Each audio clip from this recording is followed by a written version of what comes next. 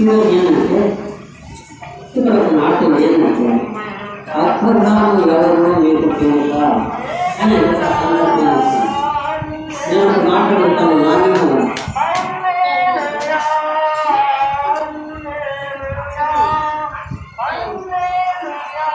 అర్థధానం ఎవరినో మీకు తెలుసా మీకు ఆయన సంగతికాయలు పనికాయలు ప్రత్యేక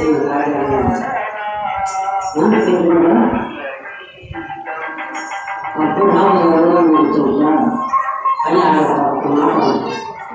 అబ్రహాము ఎవరు అనేది మనం చూసుకున్నాం. దాని మీద కొంచెం మాట్లాడాలి మరింత మాట్లాడాలి. నేను తీసుకుని వేరే తీసుకొని నేను అనుకున్నా ఈ యొక్క భాగాన్ని తీసుకొని సరిగా ఆ పుట్టిన కాంతి తీసుకొని కొంత చెప్తాము అనుకున్న కానీ ఏదైనా కనుక అబ్రహాము ఎవరు తెలుసా మీకు? అబ్రహాము చేసిన కార్యాలు యేసుక్రీస్తు ఎవరో మీకు తెలుసా? ఆయన యేసుక్రీస్తు అంటే అద్భుతాలు చేసినటువంటి వాడు, దేవుడు, సర్వశక్తుల దేవుడు, ఆశ్చర్యకరుడు, ఆలోచన కర్త, పరమకి ఎన్నో ఉన్నాయని చెప్పాలి. అబ్రహాము గురించి మీకు తెలుసా అని అంటారు. అబ్రహాము గురించి మీకు ఏమన్నా తెలుసా? ఆయన ఎవరు? అబ్రహాము అంటే అబ్రహాము యొక్క తండ్రి ఎవరు?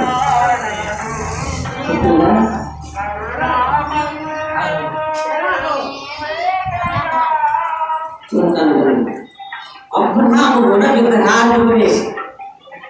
అబ్రహాము ఏంటి ఈ విధంగా రావాలంటే కొన్ని 4 మాటలు చెప్తున్నాను నా సమయాన్ని. అబ్రహాము కూడా విగ్రహాలు. నీలాంటి నేనేమో దేవుని ప్రయత్నించలేదని ఆయన అన్నారు, మీరేమో మాకు విధంగా. అబ్రహాము కూడా ఎలాంటి వాడు? దేవుని ప్రయత్నించగలవాడనా? తప్ప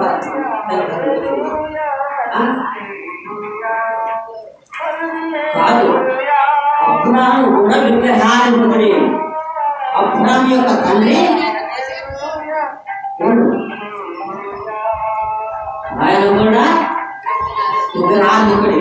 విగ్రహారాధన నుండి దూరమై ఉంటున్నటువంటి వాడు అబ్రహాము. ఈ అబ్రహాము చూస్తే అబ్రహాము సంతానం అంటే అబ్రహాము యానికి ఉంటున్నాడంటే జలప్రదమైపోయి జలప్రదములు మనుషులందరూ మునిగిపోయి వారి పాపాల అపరాధాలు చేసినందువల్ల దేవుని మాటలు వినకుండా దయ్యాల మాటలు విని మనుషుల మాటలు కూడా వినకుండా వాళ్ళ కాస్తాలు తిరిగి భూలోక ఆత్మలు తీసుకొని ఉన్నతాన్ని కూడా దేవుని కూడా ధిక్కరించినందువల్ల దేవుడు ఏం చేసింది? వాళ్ళకి ఏం చేసినాడు? మొదటి స్థానం వెళ్ళకపోతే వాళ్ళందరినీ కూడా వేల కోట్ల మంది ఒకే రోజు ఒకే నిమిషం ఒకే టైంలో వచ్చేటప్పుడు ఏం చేసిండు? జలప్రదాలను ముంచేసినాడు. ఆ జలప్రదాలను ముంచిన తర్వాత బయటికి ఒక కుటుంబం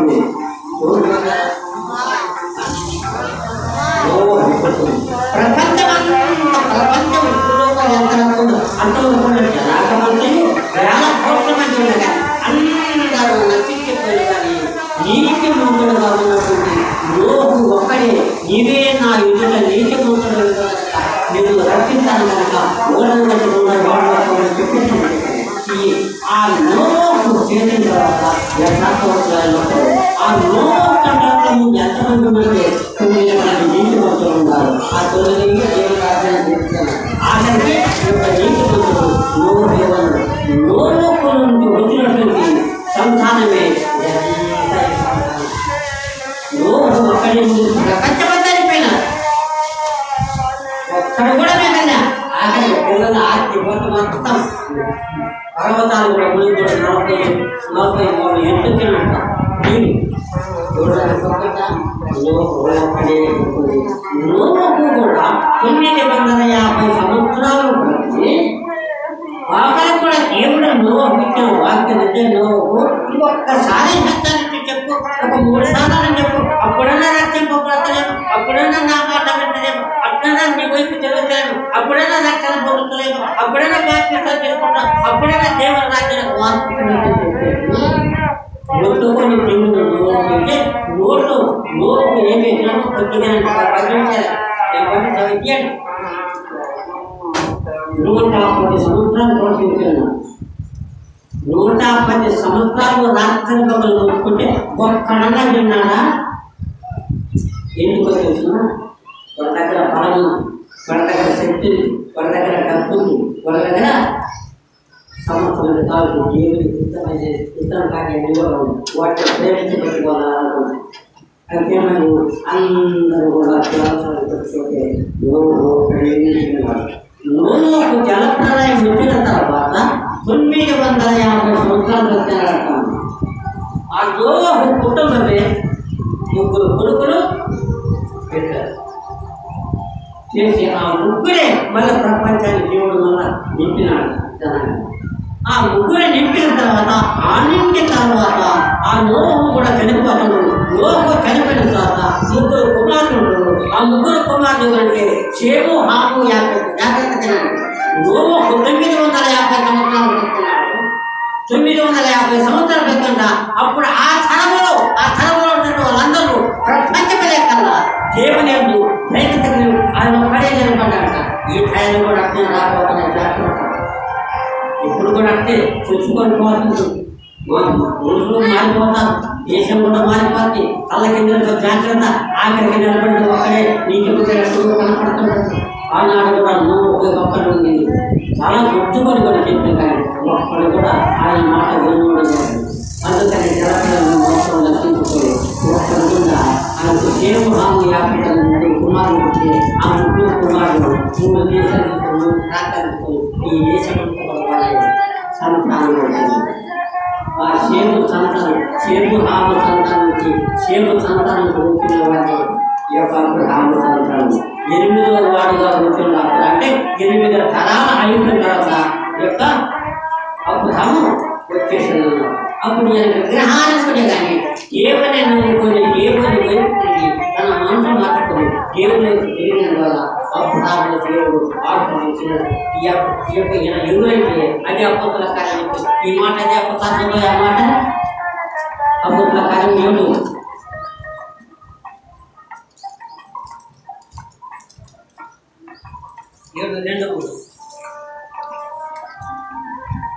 అందుకు స్టెప్పులు చెప్పినదేమనగా, సహోదరులారా, తండ్రులారా, వినుడి.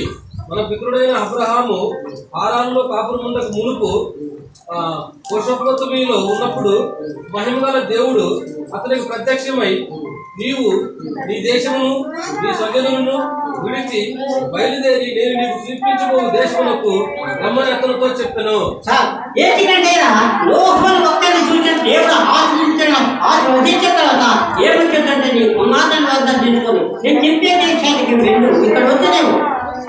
అన్నప్పుడు అక్కడి నుంచి బయలుదేరి వాళ్ళు వెళ్ళిన తర్వాత తన తండ్రి వాళ్ళని ఎక్కడ కట్టించుకుంటారు. అప్పుడు నాకు ఏం చేసిండు, ఆ కుమారుకుండా ఆ దేశాన్ని చేసుకుని ఆ దేశంలో ఉన్నారు. నా ప్రేమ సంపదల్లా అబ్రహాముని ఏ విధంగా పిలిచినాడు నిన్ను మనందరూ కూడా అలా పిలుస్తున్నారు. కానీ ఒక్కరు అలా పిలుస్తున్నారు. నీ కొండముల నుండి, నీ ఇంటి నుండి, నీ యొక్క మొత్తముల నుండి నువ్వు బయలుదేరి నేను చూపించిన ప్రదేశానికి పోవాలి. ఒక అబ్రహాముతో దేవుడు మార్చుకున్నాడు. అబ్రహాము విశ్వాసం ఒక తండ్రి అన్నాడు. అబ్రహాము దేవునికి ప్రేమికుడైనాడు. అబ్రహామును ఆ విధంగా ప్రేమించాడు.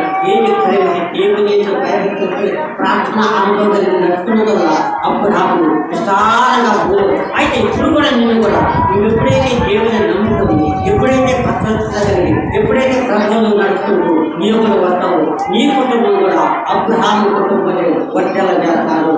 మరి శాస్త్రారా ఏం చేస్తారు? ఇక్కడ ఏమంటారు? అబ్రహాము ఎవరు మీరు తెలుసుకుంటే ఏమంటారు ఇక్కడ?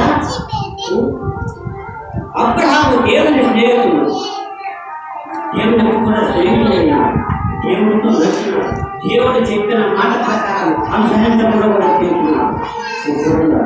చెప్పిన మాట చెప్పకుండా గౌరవ చేసిన మొదటి వారు ఎవరు? నేను చెప్తున్నది చేయండి. ఎవరన్నారు మాట? చెప్తున్నా మీరు చెప్తున్నది చేయండి. ప్రమాణాన్ని ఊరు ఎవరు? మరియమ్మ మాత్రమా అప్పల పేరు ఆ యొక్క సొలోమి యొక్క కొడుకు పెళ్ళైతుంటే అక్కడ పెట్టిన తర్వాత ఏమైందండి? ద్రాక్షారసం అయిపోతే మరియమ్మంట నా సపోర్టర్లారండి ప్రచారకారా మీరు వాళ్ళు ఏమి చెప్తున్నారు ఆ పని చేయండి.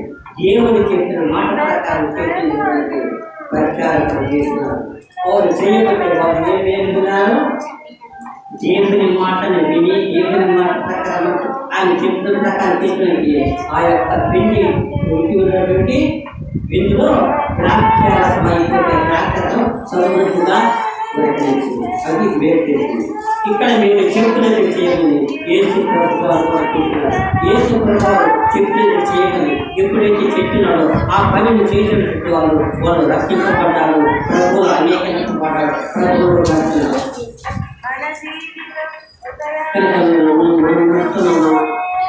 ఆలోచన చెప్పిన విషయం చూడాలని చూస్తున్నారు. అది చెప్పిన చేసిన ఇంకా చూసినటువంటి జక్కయ్య కార్యక్రమం వచ్చినట్లయితే జక్కయ్య కూడా ఎవరు? ఎరుగో పట్టణం. ఆ ఎరుగో పట్టణం సుందరమైన పట్టణం, అందమైన పట్టణం, ఆనందమైన పట్టణం, సొగసంతో ఉన్నటువంటి పట్టణం. అలాంటి పట్టణం కూడా అది కూడా చెడిపోయి ఒకసారి ఎవరో చేసి కూడా అది ఏం చేసింది? చెప్పించబడింది. అది కూడా ఆ చెప్పించబడిన దేశంలో ఎవరుంటే పుట్టి జక్కయ్య కూడా అక్కడ ఉండి చేసుకుని కూడా అతను ఎలాంటి వాడితే సుంకము చూస్తారా? సుంకము వసూలు పన్ను వసూలు చేసేటప్పుడు అంతకంత డబ్బులు నీకు 10 రూపాయలు ఆ నాకు సంపత్తి మరింత విస్తారముగా డబ్బు సంపాదించబడి అది పుస్తకాలు అయినా ఏమిటి? దేవుడు నాడు పట్టుకుంటాడు. జాగ్రత్త మీరు నిద్రపోయి ఒకరోజు దేవుడి తప్పనిసరిగా పట్టుకుని టైం పడుతుంది. అది ఎప్పుడూ నాకు తెలియదు. కానీ కొత్త కనుక ఏం చేస్తుంది? గట్టిగా తక్కువగా ఎంతమంది అనుకుంటారా? 100 మంది వేల పట్టుకుని అయినా నువ్వు ఏమైందంటే ఎక్కయ్య చెప్పింది ఒకలాంటి సమయంలో ఆయన కూడా ఏ సయ్యంట ఆయన ఉద్యోగాన్ని బాగా చేస్తానంట, ఉద్యోగాన్ని బాగా చేస్తానంట, అంగహీనులు బాగా చేస్తానంట, చనిపోయిన ప్రత్యేక ఆయన ఎలాంటి వాడు అని చెప్పి కూడా తన యొక్క శరీరాన్ని బయలుదేరి పరిగెట్టి ఎక్కడ చేసినాడు? ఒక చెట్టు చెట్టుగా మరి వేసుకున్న ఉండడానికి వచ్చిన ఎవరి దేవుని ఎంతో ప్రయత్నం జరుగుతున్నారో వారిని చూస్తుంటారు. మనగాడి ఇంటికి రక్షణ మరి మన ఇంటికి రక్షణ అంటే మనం నమ్మకమైన ప్రభుత్వం ఎంతకాలంలో ఇండియన్ జీవితాలు జీవిస్తుంటున్నారు. ఏసు ఎవరు అనుకోవడం నీ ఇంటికి రక్షణ నీవు అప్రభావంతో కనుక అప్పుడేమంటే సహోదరు మనం కూడా అబ్రహాము ఎవరో తెలిసిన అబ్రహాము దేవుని ఎంత ప్రేమించగలిగినవాడు, దేవుని ఎంత విశ్వాసం కలిగినవాడు, దేవుని ఎంత నమ్మకం కలిగినవాడు, దేవుని ఎంతో దేవునిచే ఆశ్రయించబడినవాడు, అబ్రహాము దేవుని మాటకు లోబడిన వాడు, అబ్రహాము దేవుడికి షరతులను పట్టమంటే ఎదురు చూడంటే 12 పునాదుల పట్టం అంటే ఆ యొక్క పర్లోక పట్టం పట్టం తీసుకుంటాడు. అలాంటివన్నీ తీసుకుంటా తన యొక్క దశమ భాగాన్ని కూడా దేవుడికి సమర్పించడం వల్ల అబ్రహాము అనే కూడా పెద్దవాడుగా అనిపించాడు. ఆ ఎవరంటే ప్రభుత్వం జీవితం చేసినటువంటి మరి నీవు నేను మనం చేయించాలంటే మనం ఎలాగో ఒకసారి మీ చేతులు నిర్ణయించుకొని చేసుకోవాలి. నేను చెప్పాను మనం కూడా ప్రభుత్వం అంగీకరించిన నడుచుకున్నట్లయితే పరాక్షానికి మనం ఏ విధంగా చెప్తాయా తప్పిదాలు కొడుకుని వేసుకోవడం ఎవరిస్తారు నీవు నేను అదే మాట్లాడితే సంప్రదాయం అదే అబ్రహాము కూడా కావాల్సిన ఆర్థిక అంతటా కూడా వాటన్నింటినీ కూడా వదిలిపెట్టి కూడా ప్రభువును వెంబడించి ప్రభువును పాల్గొనడి ఎప్పుడైతే దేవుడు చెప్పిన మాట ప్రకారం విని అనుసరించి నడిచిందో అప్పుడు అబ్రహాము విస్తారంగా ఇంకా ఏం చేస్తున్నట్టే మాట తప్పకుండా చెప్పిన మాట అన్న మాట నెరవేర్చున్నాడు. అది కావాల్సింది. దేవుని మాట దేవుడు ఏ మాట చెప్తాడో ఆ మాటను నెరవేర్చిన వాడు ధన్యుడు. వాడు భూలోకం కదా పరలోకంలో కూడా ధన్యుడు. ఆయన ఏ మాట చెప్తే ఆ మాట చెప్తాడు. అప్పుడు ఏం చెప్తున్నాడు? ఇప్పుడు ఏం చెప్తున్నాడు? అప్పుడు నిన్ను ఆచరించిన కదా, నీకు భయం లేదు కదా. కానీ నీకు దాదాపు ఇప్పుడు 100 సంవత్సరాలు అయినవే. నీకు యుక్త వయసులో కాకుండా వృద్ధాప్య వయసులో ఒక బాగా చెప్పాను కదా. ఆ కుమారుడు 19 సంవత్సరాల వయసులో ఉన్నాడు కదా. ఆ కుమారుడు నాకు ఎక్కువ బలిస్తావా, నీకు మేలు చేస్తాను, నువ్వు మేలు నువ్వు చేస్తావా, నేనే చెప్తానా, మనమే చెప్తాను. కానీ అప్పుడు ఇష్టాలున్నాడంటే ఏలాంటి కష్టము ఏమీ లేకుండా కూడా తన కుమార్ని తీసుకుని ఎక్కడ చేశాడు? ఆ సమర్పణ కలగబట్టి అబ్రాము విశ్వాసాలకు తండ్రి అయినాడు, వినయ విధేయతలు కలిగి వాడైనాడు. భూలోకంలో కూడా అంతగా హెచ్చింపబడ్డాడు. నీవు నేను మనం కూడా హెచ్చింపడే దేవుని మాట వినాలా. ఎవరైతే దేవుని భయపెట్టి పెరిగి నలిగిన హృదయం కలిగి పరిశుద్ధాత్మ శక్తిని పొందుతుంది దేవుళ్ళు జీవించుకుంటూ దేవుని మాట ప్రకారం అనుసరిస్తాడు. వాడు విస్తారంగా భూలోకంలో అభివృద్ధి చెందుతాడు. అందుకని అప్పుడు రామును ఆ విధంగా చేసింది.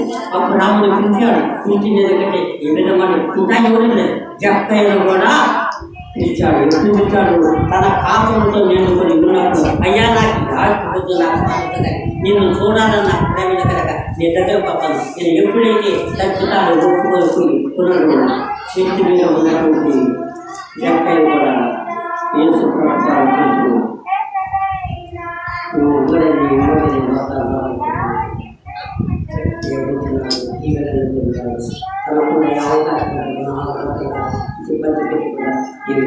మనం కూడా ప్రేమ సపోజల్లా మన వయసు అయిపోతాను. మనం కూడా దేవుని దేవుని నీ బడిగే దాటి దేవునికి తాగుతావు. అది మర్చిపోకుండా ఇచ్చిగలని ఉన్నట్లయితే నీ కుటుంబాన్ని ఆశీర్వదించిన దేవుడు మిమ్మల్ని జీవిస్తాడు. అబ్రహామును జీవించిన దేవుడు మనల్ని జీవిస్తాడు. జక్కయ్యను జీవించిన దేవుడు మనల్ని జీవిస్తాడు. ఇంకా ఎవరిని జీవించి ఎవరిని చూసినాడంటే ఇంకా మనుషుల పట్టణాలు కూడా ఏసయ్య 12 మంది శిష్యులు కూడా పిలుచుకున్నారు. వాళ్ళు ఎక్కడో ఓసులు పెట్టుకుని చేపలు పెట్టుకున్నారు. ఏమయ్యా పేతురు, ఏమయ్యా సీమోను, ఏమయ్యా అంద్రయ్య రండి నా దగ్గరికి రండి. మిమ్మల్ని నేను చేపల పట్ట జాగ్రత్తలు కానీ మిమ్మల్ని మనుషులు బట్టి వాళ్ళగా చేస్తే వాళ్ళను ఇంపి వాళ్ళ ఆత్మలను వదులుకొని వాళ్ళ అంతస్తులను వదులుకొని ఏం చేసిందో ఆయన వెంబడించబట్టి వాళ్ళ పరలోక రక్తంలో ఆ రక్తంలో స్నానం చేస్తారు. అందుకని ఇచ్చాక పొలబొల్లో పెట్టి 12 మంది శిష్యులు కూడా పరలోకంలో చేరినారు. కనుక ఎవరు చూసి ఇంకా ఇర్మియాను కూడా చూస్తున్నాడు. ఇలా పట్టు రాకుండా ఆ మోసం కూడా చూస్తున్నాడు. మోసే ఎక్కడో గొర్రె కాకుండా ఆయన కూడా ఇచ్చినాడు. వాళ్ళందరూ పనులు చేసి దేవుడి పనులు చేస్తుంది అయితే నీకు నేను మనం ఇప్పుడు మన జీవితం నమ్ముకున్న కనుక మనం పరలోకాన్ని ఒప్పుకోవాలంటే ఇవేంటి అంటే యేసయ్య మాట పెట్టుకున్నాడు. విశ్వాసం వచ్చి వాడు మరణించినాను ఇది ఎల్లకాలం ఇది అక్షరమైన కనుక మనం ఏంటి దేవుని ఎంతో భయభక్తులు కలిగి దేవుని ఎంతో నమ్మకం కలిగి దేవుని ఎంతో విశ్వాసం కలిగి దేవుని యథార్థత కలిగి దేవుని పవిత్ర ప్రేమ కలిగి హక్కుని ఎప్పుడైతే నీవు జీవించి మరణిస్తావు నీకు నిత్య రాష్ట్రంలో ఆ ప్రాణం నడుపుతాడు. అందుకని అబ్రహాము ఆ విధంగా జీవితం బట్టి దేవుడు లేఖనంలో అబ్రహాము కనుక మనం కూడా ఆరాధించాలంటే మనం కూడా ప్రయత్నిస్తూ ఆయన వెంబడించి ఆయన మార్గంలో మనం నడుచుకుంటూ కూడా మనం అందుకని చూస్తున్నారు. ఏమనుకోకండి ప్రయాసపడి ప్రయాసపడి భారము యోచన సమర్థమైన జనులారా నా యొక్కకు రండి. మీరు భూలోకంలో ఉన్నారు. ఆస్తుల కోసం చూస్తున్నారు, అంతస్తుల కోసం చూస్తున్నారు, డబ్బు కోసం చూస్తున్నారు, యోగాల కోసం చూస్తున్నారు. ఏదైతే వదిలిపెట్టి నన్ను వెంబడించుకున్నాను. నీకు నేను విశ్రాంతి కలగదు. ఎప్పుడు సంతోషం, ఆనందం ఆ యొక్క రాజ్యం శాస్త్రాన్ని దేవుడు జరుగుతుంటే వచ్చినప్పుడు ఒక్కరు కూడా ఆ యొక్క అదే కూడా ఆ టైంలో కూడా మొదటి కాలంలో ఆ రాము అవ్వరు. మిగతా కాలంలో కూడా మొదటి కాలంలో కూడా వీళ్ళందరూ 10 తరాల వరకు ఉన్నా కానీ అందరూ కూడా దేవుని నమ్మని రోజు 950 సంవత్సరాలు ప్రతి 110-120 సంవత్సరాలు రాష్ట్రం మొదలు కూడా గుర్తుకున్నా కానీ ఒక్కడన్నా ఇంటే తక్కువ. కోట్ల మంది, వేల కోట్ల ప్రపంచంలో మొత్తం ఎన్ని కోట్ల మంది ఉంటారు జనం మన ప్రపంచంలో అంటే ఆలు ప్రపంచం మొత్తం ఎక్కడ ఖండాలు పర్వతాలు సముద్రాలు దాటి మొత్తం ప్రపంచం మొత్తం మీద కూడా మనుషులు ఎంతమంది ఉంటారు? కనీసం మన ఇండియా దేశంలో కనీసం ఒక 70 కోట్ల మంది. మరి 100 కోట్లు అంటే మరి 6 ఖండాలంటే ఎన్ని కోట్లు ఉండాలి? ఇలాంటి జనం కూడా 110 సంవత్సరాలు రాత్రి మొదలు అన్నం తిన్నడో తిండిదో ఉప్పిలో కానీ ఒక్కడు కూడా అన్నం తినలేదు. అందుకని అందరూ అర్థమైపోయింది. ఈనాటి కాలంలో ఇప్పుడు కూడా అలాంటి కాలం వస్తుంది. అన్యాయం చేయవాడు ఇంకనే అన్యాయం చేసి, అపవిత్రుడైన వాడు ఇంకనే అపవిత్రుడుగానే ఉండదు, పరిశుద్ధుడైన వాడు ఇంకనే పరిశుద్ధుడు కానీ వారి ప్రేరణ కోసం ప్రతి వారికి సిద్ధపడుతున్న జీవితం అన్నది అప్పుడు మీరు చూస్తామన్నారు. మీరు ఏదైనా చేయాలి చెప్పండి. నువ్వు మరణించిన తర్వాత నువ్వు పుట్టిన కానించి నీ పెరిగిన వరకు ఏమి చేస్తావు అయ్యింది వేరొక గ్రంథంలో రాసిపెట్టుకో. అప్పుడు సమాధానం చెప్తాను. ఎవరైతే సమాధానం నా వచ్చి ఆశ్రయించడం ద్వారా జడం తప్పుడు ఏమంటున్నాను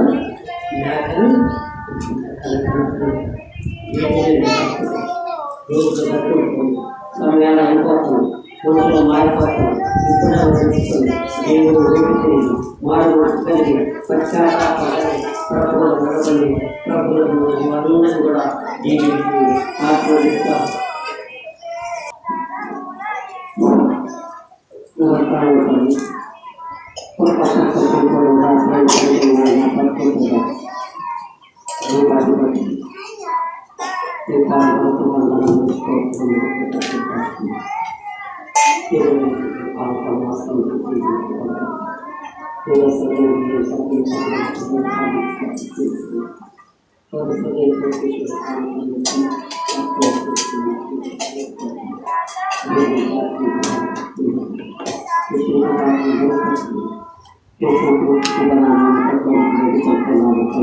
Thank you.